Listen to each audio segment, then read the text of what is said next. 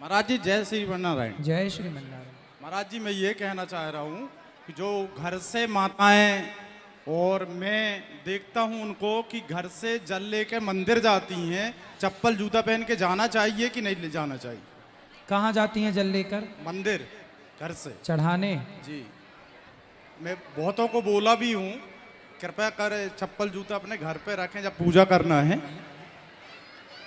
ऐसा है ना कि किसी को डॉक्टर बोलता है कि आपको नंगे पांव नहीं चलना क्योंकि एड़ी में दर्द हो जाता है या कोई और प्रकार की, तो उसे अपनी सुविधा के अनुसार चलना होता है। माताएं बहनें नहीं माने भाई ये भी पिताजी लोग माने सब लोग पुरुष लोग। जी जी यदि आपके पांव स्वस्थ हैं तो नंगे पांव चलो, यदि पांव में कोई दिक्कत है तो चप्पल पहन के चलो। जी आपके माध्यम से उनको कृपया कर संकेत कर दो। देखो चप्पल इसलिए पहनी जाती है कि हमारे पांव में चोट ना लगे, लेकिन आपको ये पता है कि हमें कुछ टाइम नंगे पांव रहना चाहिए। क्यों? क्योंकि जमीन से अर्थ मिलता है। भोजन बनाते समय नंगे पांव हो, ईश्वर की आराधना करते समय नंगे पांव हो, पृथ्वी से हमें अर्थ मिलता है। फेस और अर्थ जब दोनों मिलते तब ना लाइट, तो बस पृथ्वी अर्थ देती है, इसलिए हमें नंगे पांव के साथ पूजा भोजन भजन ये सब करना चाहिए, यही सही है। जय श्री नारायण जी। राधे राधे गुरुजी। जी जी मेरा प्रश्न है कि जब अपन हमें पूजा करने से क्या पुण्य मिलता है? बेटा पूजा हम इसलिए करते हैं, जैसे बिजली जलती है तो बिल देना पड़ता है।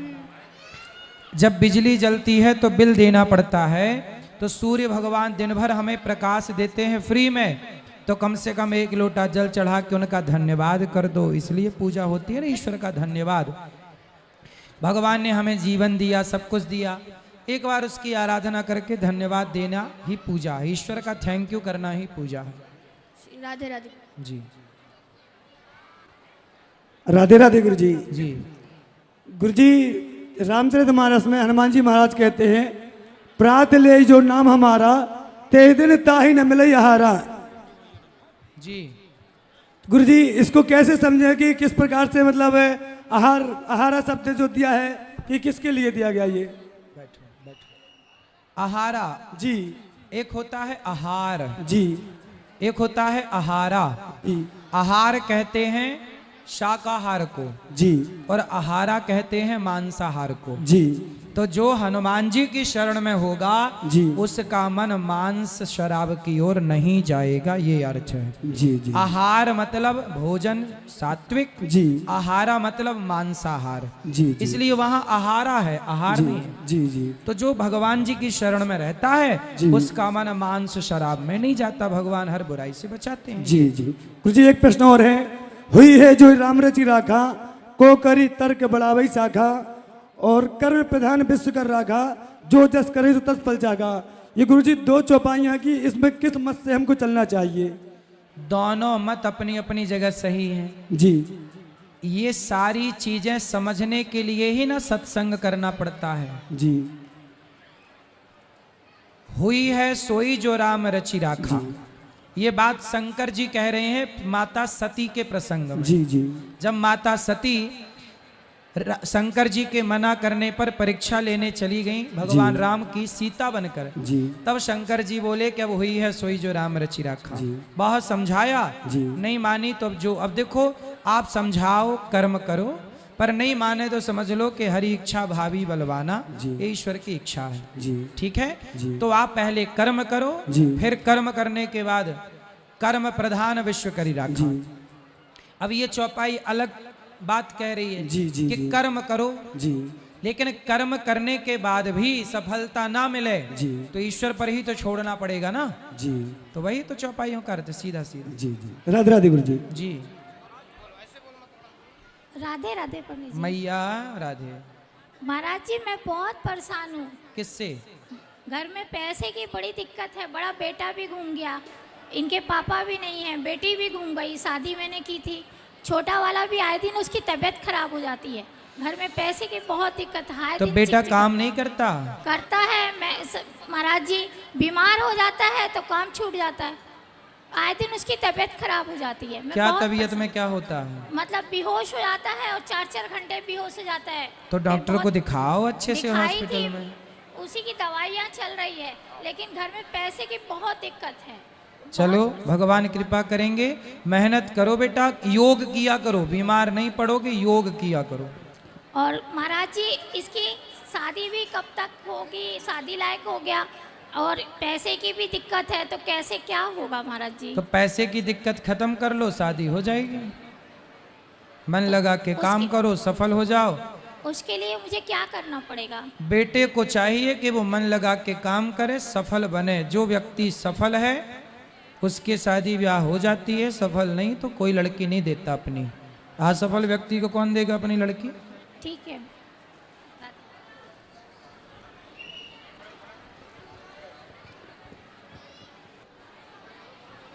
गुरुजी को कोटि कोटि प्रणाम। जी। गुरुजी हमारे घर में 2 रूम है, एक रूम है भगवान का रूम और एक मतलब किचन अलग है। तो एक दिन क्या हुआ था कि जहाँ पर लड्डू गोपाल रखे रहते हैं और पूजा याचना होती है, तो वो जोत जलाई गई। तो जोत जलाने के बाद मतलब उस जगह पे आग लग गई कोई बात थोड़ा नहीं। सी। तो जैसे लड्डू गोपाल को थोड़ा सा चोट आई, मतलब ज़्यादा तो नहीं पर थोड़ा सी उनको चोट आई, पर उसमें कुछ आगे से ध्यान रखिए ये गलतियां ना हो, बाकी ठीक है। मतलब वो कोई चूहे द्वारा ये हुआ, मतलब चूहे द्वारा जो बाती कपड़ों में लग गई और इसके बाद सही है। ये सारी चीज़ें हो गई। तो उसमें हम परिवार को पाप तो नहीं लगेगा? नहीं, कोई पाप आप नहीं है, गलती है, सुधारो बस।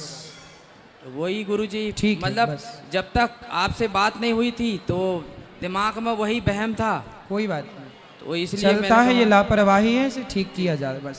ठीक है गुरुजी, प्रणाम जी। राधे राधे। गुरुजी चरण वंदना। जी। राधे राधे गुरु। जी। गुरुवर आपके चरणों में वंदन, कोटि कोटि नमन। मेरा एक प्रश्न है गुरुजी, बहुत दिन से मेरे को परेशान कर रहा है। आपसे पूछना चाहता हूँ कि आपका पुत्र कैसा होगा, ये मैं जानना चाहता हूँ। पुत्र कैसा होगा? आपका पुत्र कैसा होगा? आपका पुत्र कैसा होना चाहिए गुरुजी, मेरा ये प्रश्न। देखो, भगवान जैसा बनाएंगे वैसा होगा, नहीं ईश्वर तय करेंगे, हम नहीं, थोड़ी तय करेंगे। मेरा कहना ये है कि आपका कुछ तो हृदय में होगा कि मेरा पुत्र ऐसा होना चाहिए। हम तो यही भगवान से प्रार्थना करते हैं कि जो सेवा हम कर रहे हैं इससे ज़्यादा समाज की, राष्ट्र की सेवा बच्चे करें, सेवा करें और क्या। गुरुजी आपको बारंबार खुश नमन। रहिए, खुश रहिए, खुश रहिए।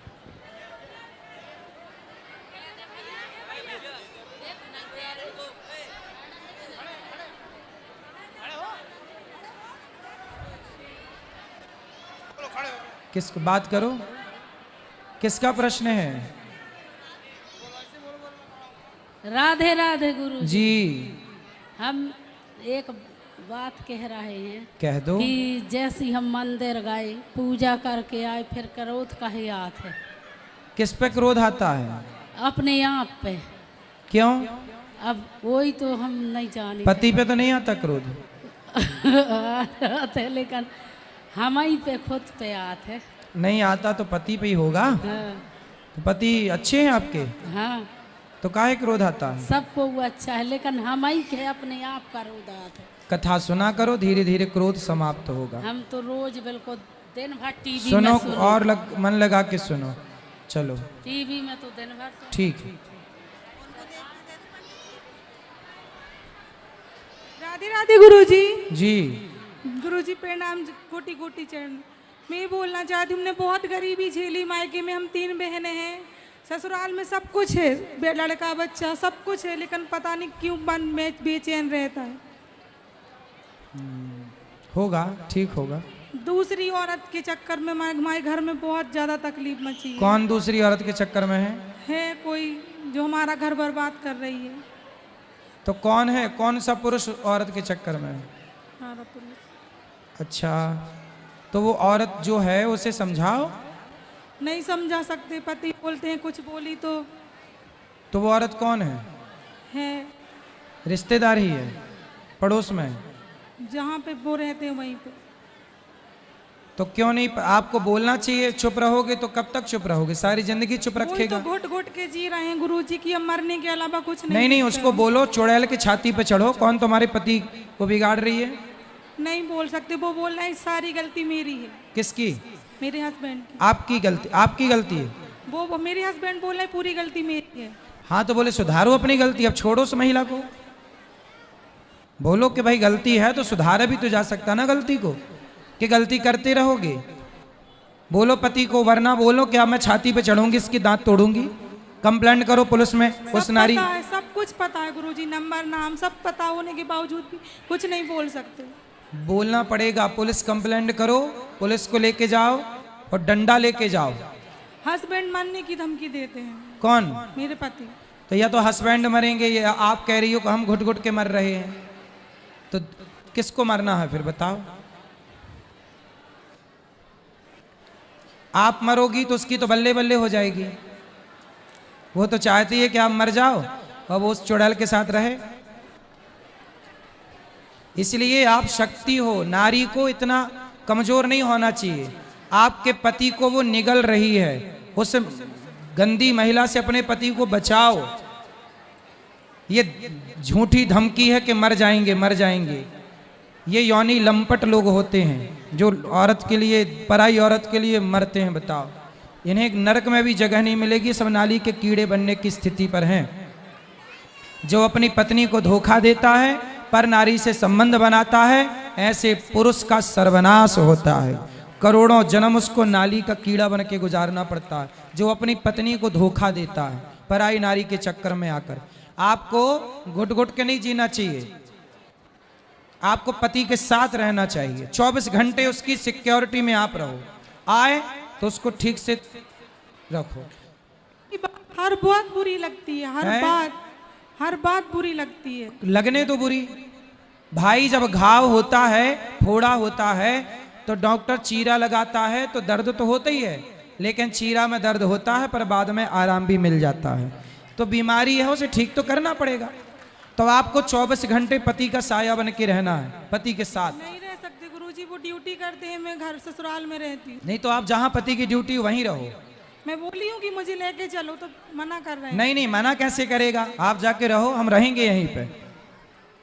आपको तो वो बोलेगा कि वहीं रहो, आप जाओ वहीं, बोलो मैं यहीं रहूंगी। उसी द्वार पे रहना, उसी दरवाजे पे खड़ी रहना।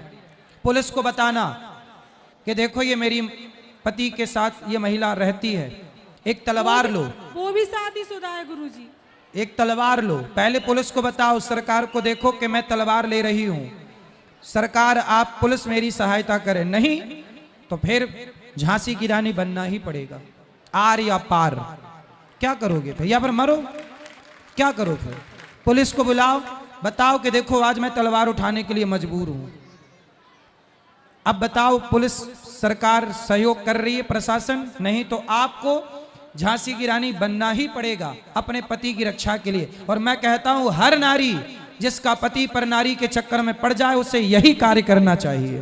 पुलिस को सूचित करो, बताओ, वरना उस डायन की छाती पे चढ़ो। यही करना पड़ेगा, और कोई रास्ता हो तो आप बताओ फिर मुझे। ससुराल वाले बोलते हैं बच्चों को देख के रहो, घर को देख के रहो, एक न एक दिन सब ठीक हो जाए। अरे कैसे, ये नालायक लोग ठीक होंगे? ये आज एक स्त्री के चक्कर में है, कल को दूसरी मिल जाएगी, तीसरी मिल जाएगी। ये कभी सुधरने वाले हैं? ये लोग सीधे क्या बातों के, कुछ लोग बातों से नहीं लातों से ही मानते हैं। ये लतखोर लोग हैं, इन्हें अच्छी लातें चाहिए छाती पे, ये तब सुधरेंगे नालायक। मुझे मिले तो मैं उल्टा लटका के मिर्ची का धुआं दूं इन लोगों को, और 100 जूता सवेरे 100 जूता शाम। ये सब जूता खा के सुधरने वाले लोग हैं। पराई नारी के चक्कर में जो आदमी पड़े ना, उसे 100 जूता सवेरे मारो, 100 शाम को। क्यों जी, कितने लोग मेरी बात से सहमत है? ये लतखोर होते हैं। बताओ, एक घर बसा बसाया घर उजाड़ दिया ना एक महिला ने। ना ऐसी औरतों को रहने की जरूरत है इस धरती पर, न ऐसे मर्दों को। ऐसे लोगों को मर जाना चाहिए जो पर नारी और पर पुरुष के चक्कर में पड़े हैं। ऐसे लोगों से इस देश का, ना राष्ट्र का, ना समाज का कुछ नहीं भला। मर जाना अच्छा है। क्यों? ऐसे लोगों का। आपका मरना, आप तो जियो, आपका जिंदा रहना जरूरी है बच्चों के लिए, लेकिन ये नालायक लोग जो अपनी पत्नी को और अपने पति को धोखा देते हैं, ऐसे लोगों को मर जाना ही ठीक है। ठीक है, हिम्मत हारो ना और राम विसारो ना। लड़ना पड़ता है अपने अधिकार के लिए। अर्जुन को भी लड़ना पड़ा, द्रौपदी के बाल पकड़ के दुशासन ने खींचा। लड़ना पड़ता है तब सम्मान मिलता, तब न्याय मिलता। बिना लड़े अर्जुन को न्याय नहीं मिला तो हमें तुम्हें क्या मिल जाएगा। ठीक है, चलो इस तरफ लाओ। जय श्री कृष्णा गुरुजी। जी। राधे राधे जी। गुरुजी, मेरा यह प्रश्न है, मैं भक्ति करती हूँ, भगवान को पाना चाहती हूँ, तो पाओ। आप ऐसा बता दीजिए उपाय कि मैं कैसे भगवान को पा सकूँ। भगवान को पा सको। जी। शादी हो गई? जी गुरुजी। पति है? जी। पति कौन है? है ना, हमारे पति भगवान है। अरे तो भगवान पा तो गई आप पति के रूप में, कह रही हैं पति भगवान कब मिलेंगे? तो पति भगवान ही तो होते हैं ना? जी। नहीं होते? जी। कौन होता है पति बताओ? परमेश्वर होते फिर हैं। आप तो कह रही हो परमेश्वर कब मिलेंगे। कितने साल पहले शादी हुई थी? 25 साल हो गए। हेलो, 25 साल पहले ही मिल गए आपको परमेश्वर? नहीं पहचान पाई आप? पहचान लिया गुरुजी, लेकिन भगवान को पाना है हैं? मुझे भगवान को पाना है। पति भगवान नहीं है मतलब है? फिर कौन से भगवान को पाना है? जिनकी मैं भक्ति करती हूँ। अनुसुईया जी ने पति की सेवा करके ही ब्रह्मा विष्णु महेश को गोद में खिला लिया। नारी पतिव्रता होए तो ब्रह्मा विष्णु घर में आके तुम्हारे नाचें, क्या बड़ी बात है। भगवान वश में होते हैं नारी के, पतिव्रता नारी।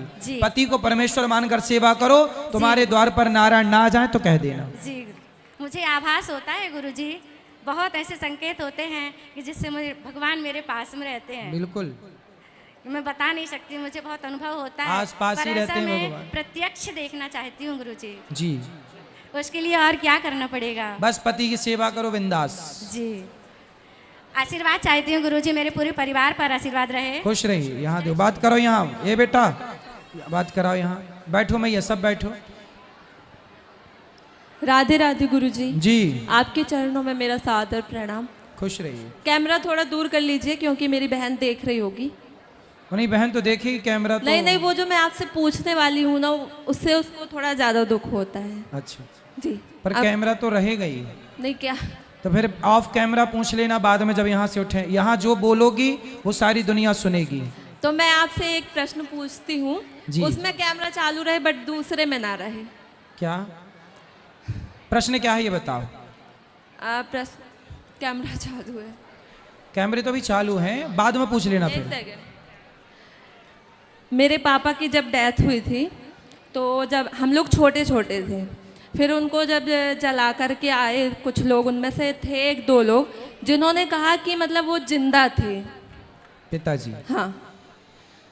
तो मतलब ये है तो कि पिताजी की डेथ कैसे हुई थी? 1 हफ्ते तक उनको बुखार था, इलाज हुआ, फिर उसके बाद पता नहीं कैसे क्या हुआ, अचानक से उनकी डेथ हो गई ठीक होने के बाद। फिर और मतलब उसमें ये भी था कि पीपल की लकड़ी कुछ मजदूर लोग काट के हमारे खेत में लगवा दिए थे। हम लोग तो इस बात को नहीं मानते, लेकिन जैसा कि सुना सबसे, मगर उसमें समझ में नहीं आ रहा है। जैसे हम लोगों को याद आता है, मेरी और मेरी बहन को पता है, तो हम लोग रात भर हम लोग सो नहीं पाते। प्रश्न क्या है, मेरे से क्या पूछना? कि जिंदा थे, जिंदा रहते हुए, मतलब रात भर तो वो ऐसे मृत शरीर पड़ा रहा हम लोग के सामने, है ना। सुबह जब उनको ले जाया गया, जला के आ गए, उसमें से कुछ लोगों ने कहा कि मतलब जिंदा ही जला दिया गया, वो जिंदा थे। तो आप लोगों ने उनका इलाज नहीं कराया था? वो एम्बुलेंस में थे, ऑक्सीजन बंद हो गया, जो उसमें डॉक्टर था उसने कहा कि ख़त्म हो गए। अच्छा, डॉक्टर ने कह दिया कि खत्म हो गए। हाँ। और वो फिर रात भर घर में रहे भी? हाँ। तो रात भर जब थे तो शरीर में कोई मूवमेंट नहीं हुआ, कोई हिलना डुलना, सांस आप लोगों ने चेक नहीं की चल रही है कि नहीं? नहीं, कुछ नहीं, ऑक्सीजन बंद हो गया था भाई चलो, और रात भर भी कुछ नहीं हुआ। तो जब रात भर कुछ नहीं हुआ तो फिर वो मृत्यु ही थी ना। आपको ऐसा क्यों लग रहा कि वो जिंदा थे? क्योंकि मतलब हमको नहीं लग रहा, बस उन लोगों ने बोला कि ले जाते टाइम जैसे कुछ झाड़ियाँ की कुछ खरोंच लगी पैर में, उसमें से मतलब खून निकलने लगा। किसका? मेरे पापा के। हाँ, तो खून तो निकलेगा ना भाई, मरा हुआ आदमी, उसका खून तो कुछ समय तक खून ही रहता ना, पानी बनने में टाइम लगता है। तो खून लाल निकला, इसमें कोई आश्चर्य नहीं है। तो मतलब उन लोगों ने जो बोला वो अब पता नहीं सही बोला कि झूठ बोला। जब आपके पास रात भर थे तो वो मृत्यु थी तब तो थे नहीं, हिलते डुलते कुछ जान होती तो, या फिर एक दो डॉक्टरों को और दिखा के कन्फर्म कर लेना था आप लोगों को। अब तो जो बीत गया उस पर तो कुछ कर नहीं सकते। नहीं, उसमें कुछ नहीं कर सकते, लेकिन जैसे हम लोगों को ध्यान आता है तो मतलब 2-4 दिन तक तो माइंड कितने साल के थे पिताजी आपके? 51। तो एक दो डॉक्टरों को दिखा लेना था और कंफर्म कर लेते, हो सकता है जान। होता है कई बार ऐसा होता है कि डॉक्टर जिसे मृत घोषित कर दिया वो मरा नहीं होता।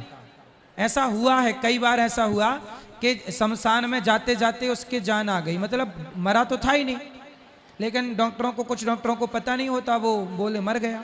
ऐसा होता है, इसे हम ना सत्य कहते हैं ना मिथ्या कहते हैं। डॉक्टरों की लापरवाही तो होती है। तो अब जैसे हम लोगों को ध्यान आता है ना, 4-4 दिन तक हम लोगों का माइंड, मेरा और मेरी बहन का, मम्मी और बाकी छोटी बहन है उनको तो हमने बताने ही नहीं दिया, उन लोगों को मना कर दिया। लेकिन मेरी एक बहन है सेकंड सिस्टर, उसका तो हम लोग 4-4 दिन मतलब माइंड डिस्टर्ब हो जाता है। अब देखो, अब डिस्टर्ब रहने से जरूर बिल्कुल ना होगा। अब जो हो गया अब वो हो गया, अब कुछ हो नहीं सकता। इसलिए आप भगवान का चिंतन करो और माँ को समझाओ कि प्रेम से कथा सुने, आप भी कथा सुनो, प्रेम से रहो। वो ये तभी हो सकता था जब वो घर पे थे। अब तो मृत्यु हो गई, जल गए सब हो, अब क्या हो सकता, अब कुछ नहीं। इसलिए अब पश्चाताप करने से भी ना कुछ मिलना सिवाय दुख के, इसलिए उन बातों को भूल जाना सही है जी। ठीक है, राधे राधे गुरु जी। बहुत सुंदर। गुरुजी जय श्री राम जी। आपके चरणों में मैं दंडवत प्रणाम करता हूँ। खुश रहिए। गुरुजी मैं ये बोल रहा था कि एकादशी के दिन जो अन्न अपन खाते हैं चावल, तो उसमें पाप लगता है। अगर पक्षियों को खिलाते हैं तो उसमें भी पाप लगेगा क्या? नहीं, पक्षियों को खिलाने से पाप नहीं है, बिल्कुल पाप नहीं है जी। गुरुजी राधे राधे जी। मैं आपसे गुरु दीक्षा लिया था, आपके सिमरिया से हूँ जी। और जैसे आपसे गुरु दीक्षा लिया और मैं व्रत भी करता हूँ एकादशी को, मेरे को बहुत बाधाएं आई एकादशी के व्रत में, और लोग मेरे को बहुत ज़्यादा ताने मारते हैं कि तुम इतनी पूजा पाठ करते हो, जो वो करते हो। सब अच्छा होगा। एकादशी के व्रत करते हो, हनुमान चालीसा का पाठ किया करो रोज और सुंदर कांड का, सब अच्छा होगा। और गुरुजी पीछे ले जाना माइक। गुरुजी एक बात और, मेरी अभिलाषा है कि आपसे गुरु दीक्षा ली तो साल पे एक बार मेरे को आपके दर्शन होने चाहिए। तो आ जाइए वृंदावन जी। जब राधे मन राधे करे, गुरुजी। जब मन करे तब आ जाया करो।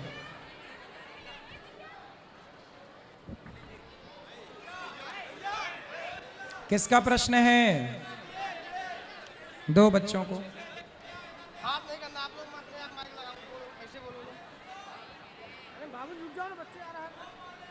गुरुजी चरण स्पर्श। जी महोदय, मेरा एक सवाल है।